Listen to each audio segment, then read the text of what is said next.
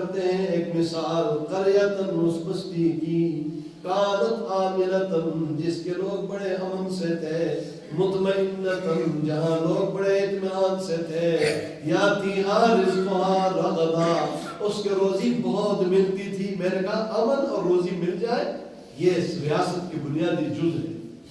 اللہ یہ نصیب فرمائے پورے عالم کو پھر عالم اسلام کو پھر پاکستان. فرمایا من کل مکان ہر طرف سے روزی پہنچتی تھی. فکفرت بانعم اللہ اب امن بھی نہیں ہے روزی بھی نہیں ہے. کیوں نہیں ہے؟ فکفرت بانعم اللہ ان لوگوں کے نے اللہ کے انعام کی ناشکری کی. بس انعام کی جو ناشکری کی. فَأَذَاقَهَا اللَّهُ لِبَاسَ الْجُوعِ وَالْخَوْفِ اللہ نے ان کو پہنا دیا اب بھوک کی لباس اور خوف کے لباس. اور جب اللہ بھوک اور خوف کا لباس پہنا دے تو پھر لشکر اور فوج اور حکمران اور پیسہ اور یہ اور وہ اس لباس کو اتار نہیں سکتے. توبہ توبہ پھر واپس لوٹ آیا پھر اللہ کے نعمتوں پر ہم شکر ادا کریں. بما كانوا يصنعون اس وقت سے جو انہوں نے کیا تھا.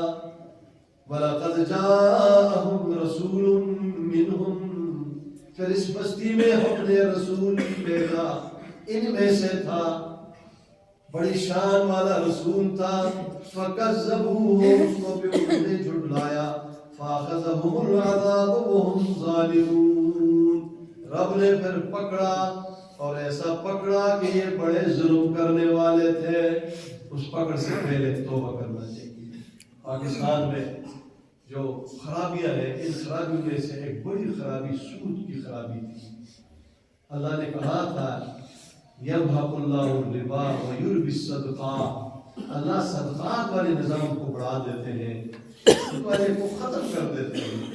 تو ہم نے پوچھا اللہ ہمارے محلے میں سود والے کا تو اب 1 سے 2 دکانیں ہو گئی 50 لاکھ سے کروڑ ہو گیا. صدقہ والا تو خرچ کر کے اللہ دنیا سے چلا گیا. اس کا تو بڑا نہیں اور اس کا بڑھ گیا. علماء نے کہا کہ اس بڑھنے کو بڑھنا نہ کہو.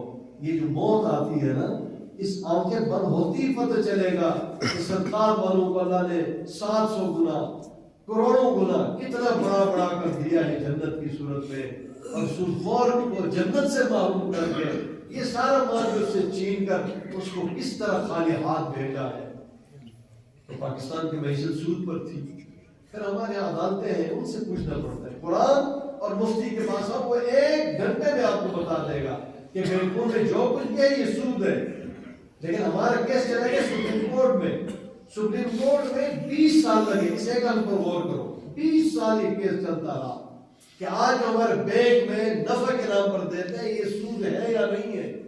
ہم تو وہاں جمع کرتے ہیں 10 لاکھ ہمیں ہر مہینے ملتا ہے 1000 کے پیچھے لاکھ کے پیچھے. یہ سود ہے یا نہیں؟ 10 سال ہمارے سپریم کورٹ میں چل گئے 20 سال.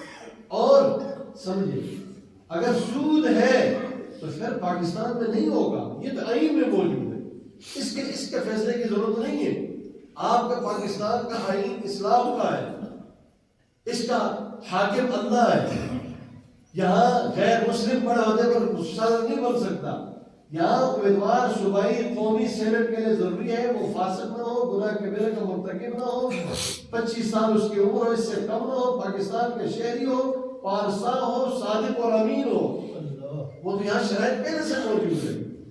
اب مسئلہ یہ ہے کہ سود ہے یا نہیں یہ صرف معلوم کرنا ہے. اگر سود ہے تو آئین کے مطابق پاکستان میں نہیں چلے گا اور اگر سود نہیں ہے تو پھر چلے گا. اس پر 20 سال لگے. اب اس میں کیا کیا جج اور فیصلے اور وکیل اور شہادتیں اور خرچ ہے اور یہ سارے سپریم کورٹ ہمارے خرچے سے 20 سال کے بعد اب انہوں نے فیصلہ دے دیا کہ سود ہے. جب ہے تو پھر ختم کرنا ہے. تو حکومت نے 5 سال حکومت کو ٹائم دیا کہ 5 سال میں ختم کرو. میرا اب یعنی آپ کے موجودگی میں عرض کرتا ہوں کہ 5 سال کیوں لگاتے ہو.